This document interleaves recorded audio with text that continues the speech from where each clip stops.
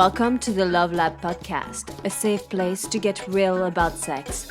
Whether you're man, woman, single or couple, this is the show for you because, well, sex matters. We are your hosts, Kevin Anthony and Céline Remy. All right, welcome back to the Love Lab podcast. This is episode 55, and it is titled A Guide to Period Sex and Why You Should Do It. And this is somewhat of a special episode too, because apparently Céline decided last week that we were going to switch to video. So if you listen to the last episode on YouTube, you would have seen us in video that we didn't actually know we were going to be using when we recorded it. So this week we are actually doing, I guess, our first official recording of a video for the YouTube channel. Yeah, so you can still listen to us when you're in your car, or you can watch us on YouTube, whatever you like and whatever works for you. So I got really excited about today's episode because, well, I was bleeding last week. And it has been on my mind because I think there's a lot of misconceptions when people think about period sex, bleeding, and, should I do it? How do you do it? And I mean, so many things. And one of our goals was to, as always, bring you lots of value, but help to bust the myths and the misconceptions so that you can feel more empowered by your sexuality. You can release the shame. And because there is a lot of shame that's associated with bleeding, menstruation, many times for women and for men. So that's our intention. You know what's kind of crazy about that is that you are correct in the fact that there is a lot of sort of shame and misconceptions. But what's so funny is that in our world, when I hear you say that here on the show, sometimes it's really hard for me to believe, because in our world, it is not like that at all, and That's hasn't true. been for so long that I forget that other people still have those things. So, nothing, no offense intended if you still believe some of these things. But it's time that you let go of that. So the short answer to, is it okay to have period sex? Yes. And I think I want to frame it before we dive into the misconceptions, because this is going to be really fun, by the way, when we're doing research of what people think and stuff. People think that, if you look at different religions, sometimes it says like the woman should not be cooking, the woman should not be even having sex, be around men. I spent 4.5 months in India when I was in my early 20s, and it's very, in that culture, like women need to step outside of their day-to-day practices and just do like kind of go bleed on their own. And I remember a time where I thought that it was like a total like patriarchy thing against the feminine. And then somebody took the time to explain to me the origin of the idea, that it actually started and originated from a place of giving the women and the feminine a place to bleed and a place to relax and not have to do the chores that she usually takes care of. And we'll talk more about the power of menstrual blood later in the episode, but it is definitely a very powerful time for a woman. And one of the reasons that they were asked to step out of churches or temples was because in that time, a woman has access to direct access to spirits, to energies that can come through her if she's willing to listen. So whether you call it intuition, guidance, we don't have to be religious there, but it threatened the religions that were in place. And the priests were like, oh, do we want these women where we can't control them and suddenly they channel things or they say things, or like, so they were like, let's push them out of the place that, of the temples. So basically what you're saying is that, as is so often the case, something started with a good idea. Mm-hmm. Then somebody perverted that good idea, and then they muddied the waters so much that nobody could ever figure out after that, was this done for a good idea or a bad idea? And And as is, again, often the case, where you see one people say, no, it's this way, and no, it's this way. And there's a sort of a plausible case made for both. It's because both are true in as far as they usually go with them. Absolutely. So the first thing for sure is to realize that it's not a curse, that it could be a time of power, that can be a beautiful time of healing and so many other things. And when you approach it from that place, and by the way, there are practices that I teach and other people teach too, where you can help to reduce the amount of bleeding, the amount of cramping, so that this is not a time where you're suffering. If your body is balanced and healthy, it's usually it's an easy time. Yeah, that's a good point to bring up, which is, some women may be thinking, why would I want to have sex during my period when I'm just in pain and feeling miserable the entire time? And the answer to that is you shouldn't be in pain and feeling miserable all the time. Yes, if you are, it's because there's an imbalance in your body. But sex can help as well, and we'll dive more into that. So I know it was a long intro. I just wanted to make sure we had put these things into place. So where do we want to start in terms of our misconceptions here? Kevin, lead us into that. Okay, misconception number 1. You are at greater risk of STI/STD infection if you have sex during your period. That actually is not true. Menstrual blood is no different than normal human blood. And really, it's not harmful in any way. And it's not really different than being exposed to any of the other bodily fluids that you are exposed to when you have sex. So the rule basically is very simple. If your partner has an STI and you would normally use some sort of protection when not bleeding, you do it when bleeding too. It's just the same thing. In other words, there's no difference between when she's bleeding and when she's not bleeding when it comes to STDs, STIs, and taking the necessary precautions. Yeah. So one thing to remember, though, is that it does changes a little bit the pH inside the vagina when you are bleeding, and so your vagina usually maintains a pH level of 3.8 to 4.5 throughout the month. But during menstruation, that level rises because of the higher pH level of the blood, which means that yeast is able to grow more rapidly. So it's not so much that it's something from the outside that could come and put you out of balance. It's just your own pH levels could be off, which in terms then you can have yeast infection when you're bleeding. And so just remember that. And I wanted to say and I know it's somewhere in our show note and I'm jumping around a little bit. But when it comes to having sex during your period, literally, I'd say don't have sex with a stranger when you're bleeding. But if it's your current partner, if it's somebody you've been with and you know their history and all of that, then it is absolutely, absolutely safe and a sacred time to have sex. It might not be what you want to share with a stranger whom you haven't yet had all the discussions that need to happen. I mean, you could, from a health point of view, that would be fine. But there might be some other reasons why you might choose to wait until you're not bleeding to be with somebody new. But let's continue on with some of these misconceptions, because here's the crazy thing is we knew that there were misconceptions when we were creating this episode. But as always, we like to do our research. And so, we start getting on the internet and we start looking for what types of questions are people asking about this subject? What is it that people actually want to know? And I came across some of the craziest stuff. I'm like, really? This is like, people don't know the answer to this, or these are the things people are thinking. So, I took down just a couple of the ones that I thought were pretty good and that we should talk about. So the next one is menstrual blood is harmful to the penis. So this is a misconception. And the question that I saw people asking across the internet is menstrual blood harmful to the penis? No. No, it's not. In fact, according to science and medical doctors, it is in no way harmful. So the concerns and the worries have nothing to do with it.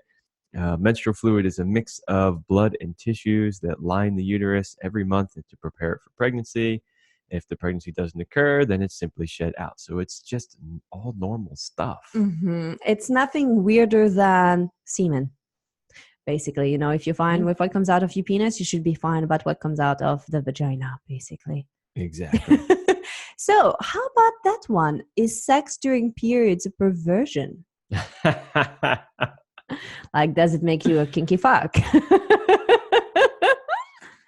Well, from some cultures maybe, or belief systems, they don't necessarily believe in having sex during bleeding, but there's absolutely nothing to back that up whatsoever.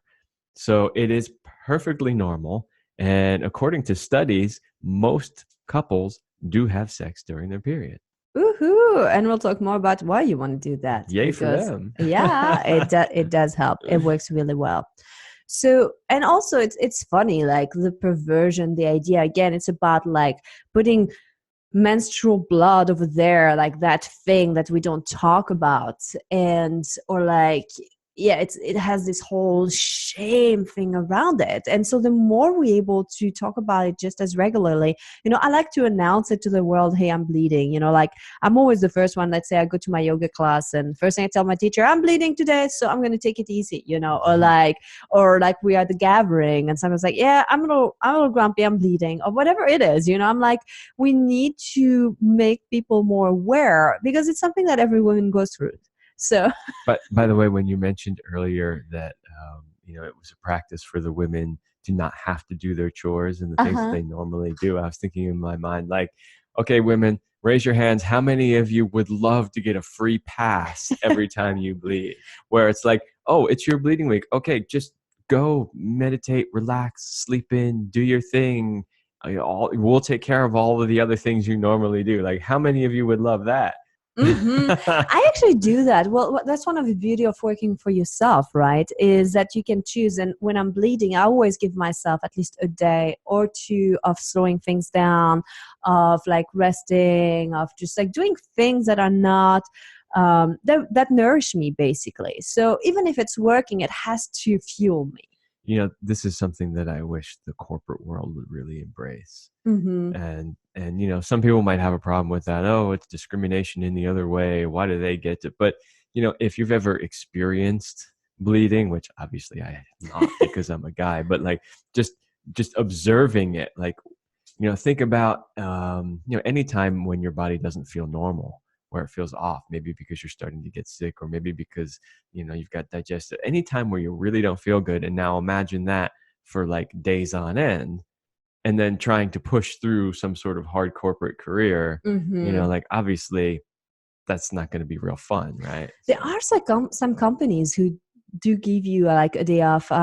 And there was a time when I worked for somebody and she was a woman and I could take one day off every month for bleeding, basically. That was really cool. It could be a day off, or it could just be like, hey, maybe we're not going to impose so many demands on you this week, Absolutely. So I see like next of our misconception here that sex during periods will stop bleeding. Or will increase bleeding, by the way. Because I think it works both ways. Some women do notice that their periods stop within a day or so of sexual intercourse.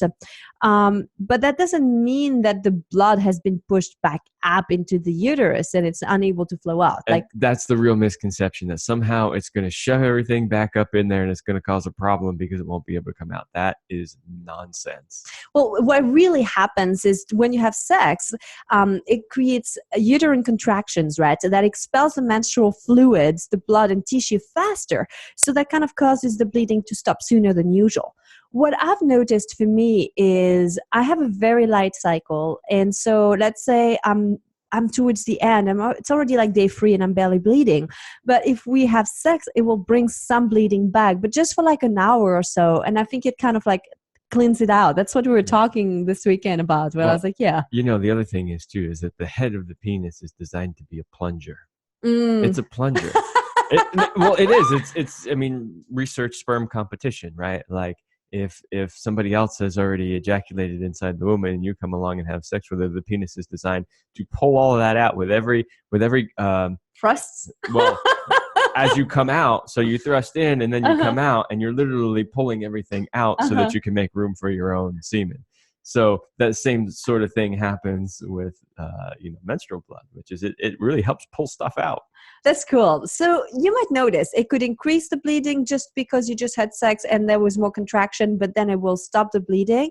It could restart it. So yes, sometimes it does modify it a little bit, but there's nothing dangerous about it. And here's the thing. You actually want to have uterine contraction. You don't want to have stagnation of the chi, of the energy and of the blood. When you have stagnation, that's usually when you feel cramping, where you have heavy bleeding or clots or things that are like not feeling normal per se.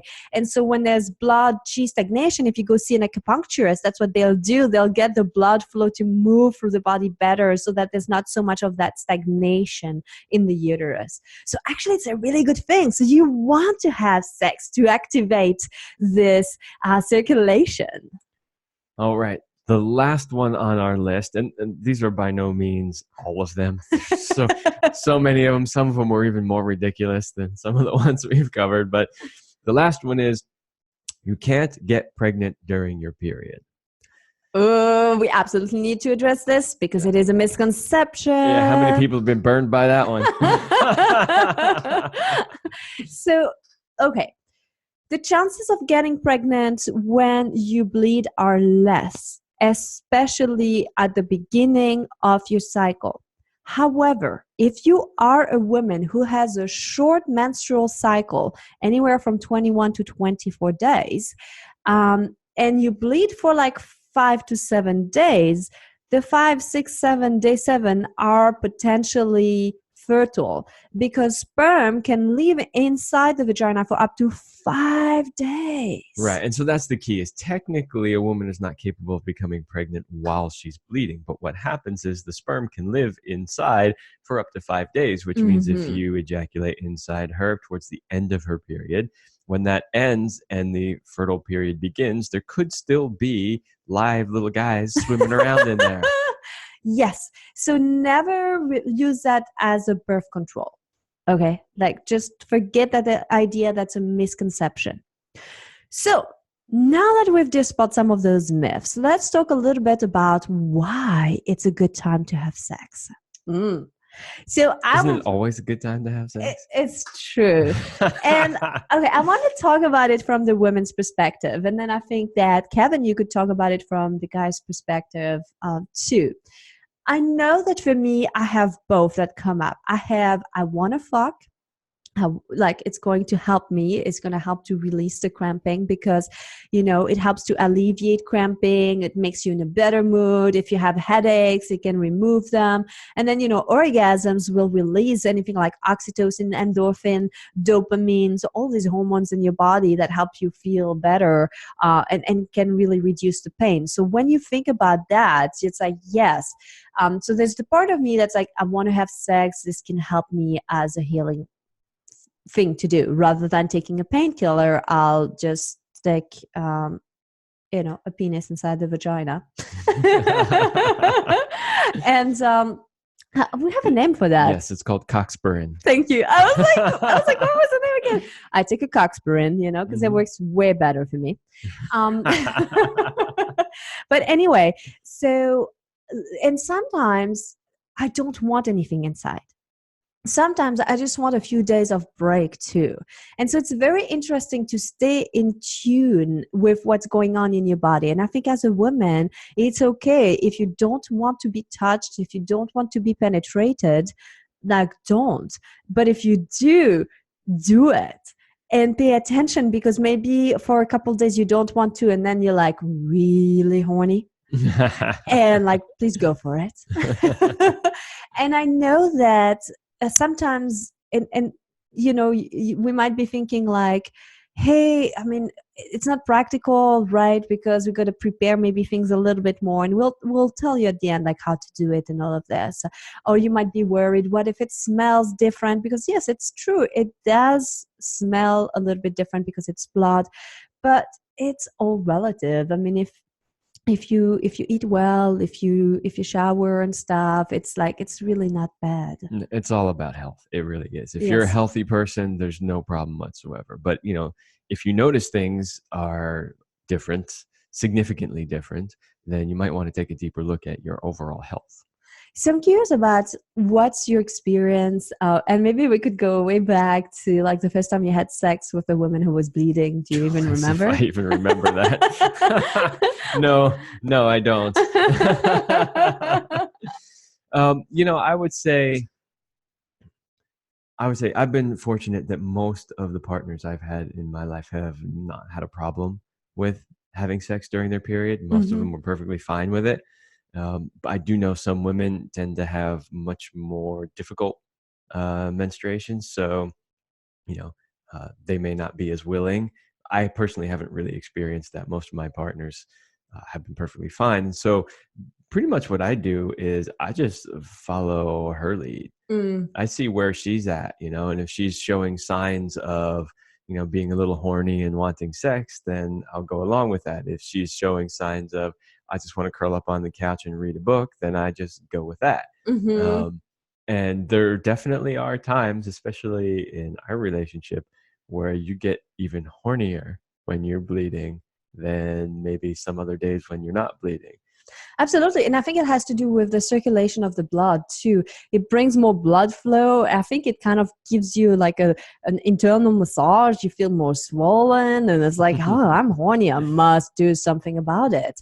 But I like what Kevin was saying about following her lead, because sometimes I will want to have like very slow sex and mostly be held and, or touched or massaged. And other times I will just really want to be pounded, because it will help with the cramping, or like getting the energy out. It was like, "Arr!" It's like all there, and it's like, let's fuck like crazy and pound, and then it's like all out, and I'm like, Well, yeah. so this is one of the master skills in sexual mastery, which is following her lead. And so it's not just when she's bleeding; it's pretty much all the time. Being able to be aware of what she needs when she needs it. Now, Hmm. hopefully, she's going to help you out with that. She's going to be giving you some pointers and some tips, and like, hey, this is what I'm in the mood for today, or this is what I would like.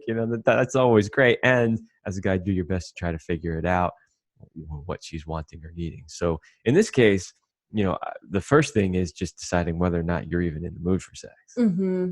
And then once you are, then it's trying to figure out like, okay, What kind? what kind of sex are you in the mood for today? Hmm. So in general, you start out kind of slow Hmm.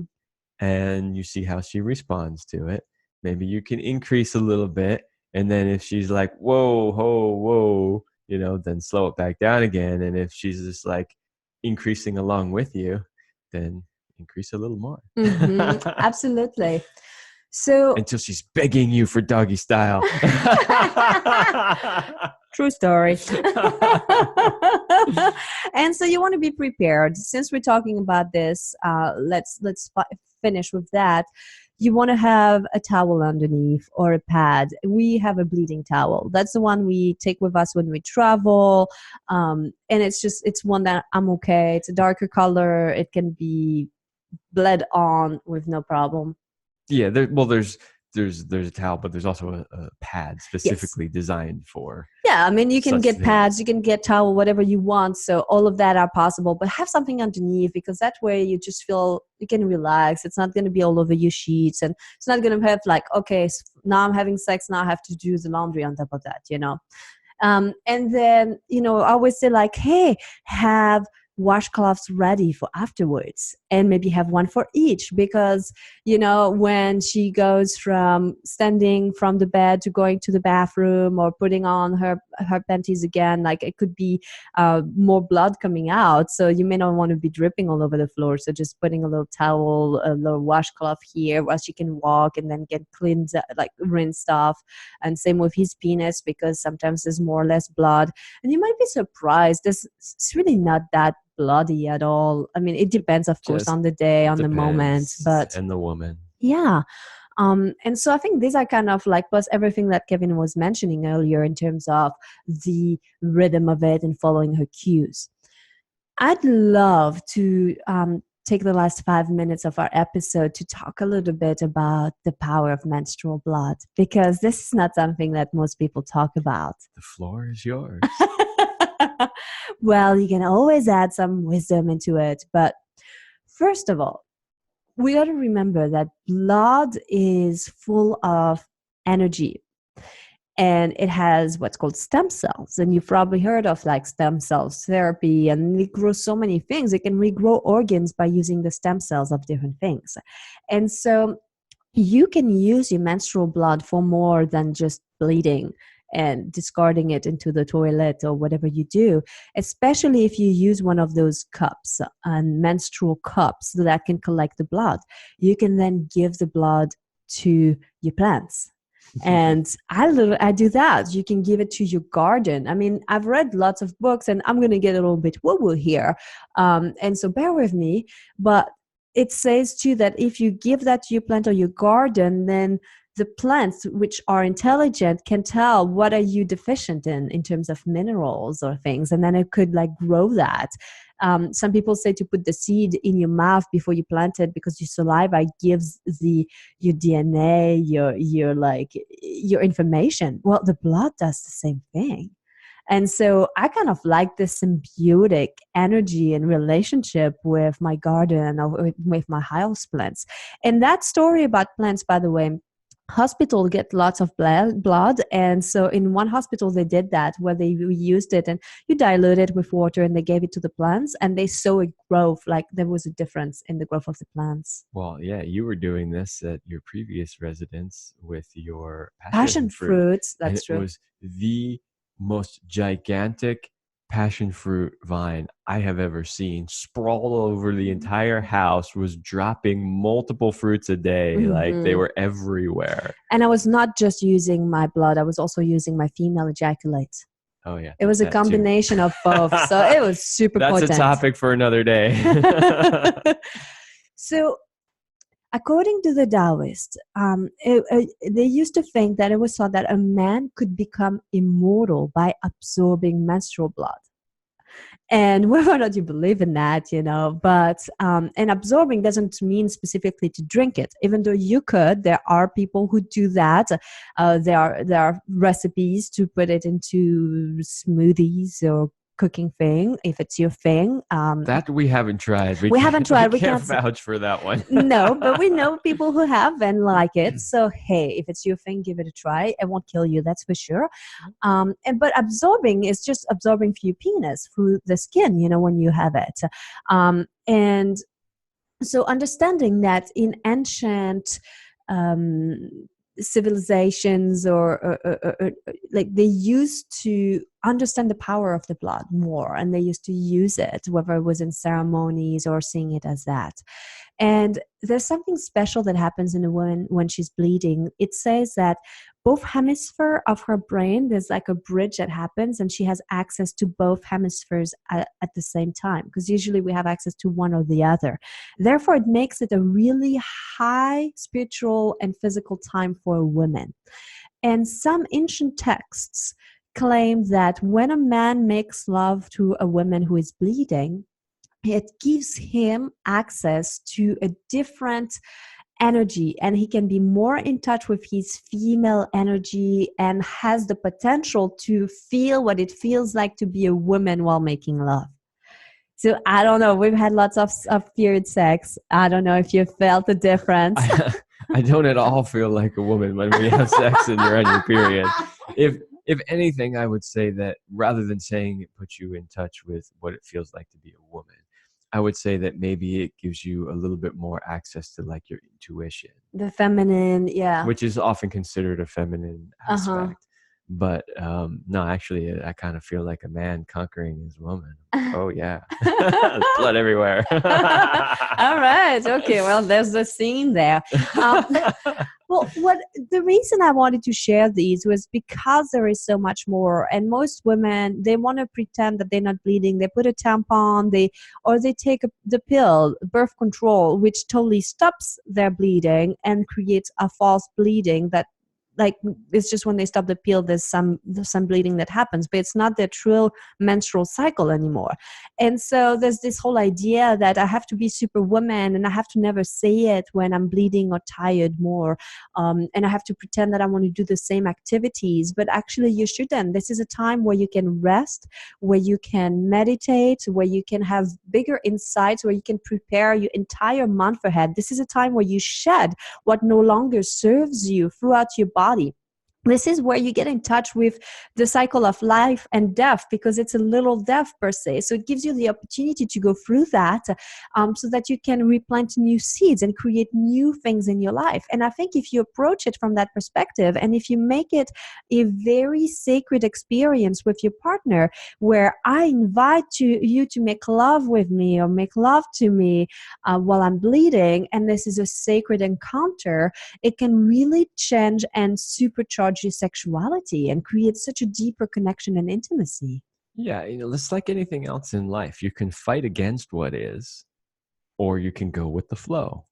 Literally. In this case, literally, right? Uh-huh. But yeah, rather than trying to pretend you don't have a period and try to stay in your masculine and get shit done, you could actually just embrace it and then learn from the gifts that it brings you.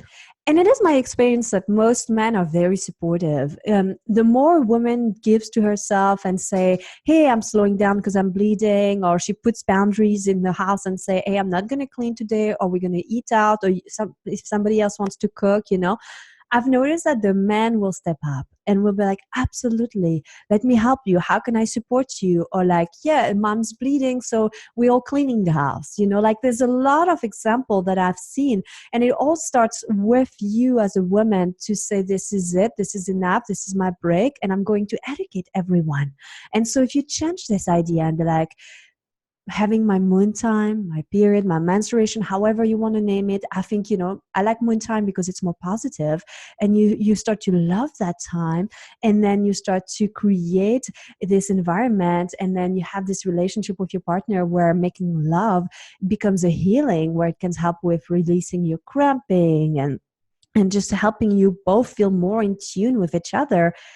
I mean, I say yes to that. Yeah. So embrace it, go with it, take whatever time you need. And if you're feeling horny, go for it. Have sex. It's not only is there nothing wrong with it, but it's actually good. All right, everybody, that's all the time we have on this episode, and we will see you next week.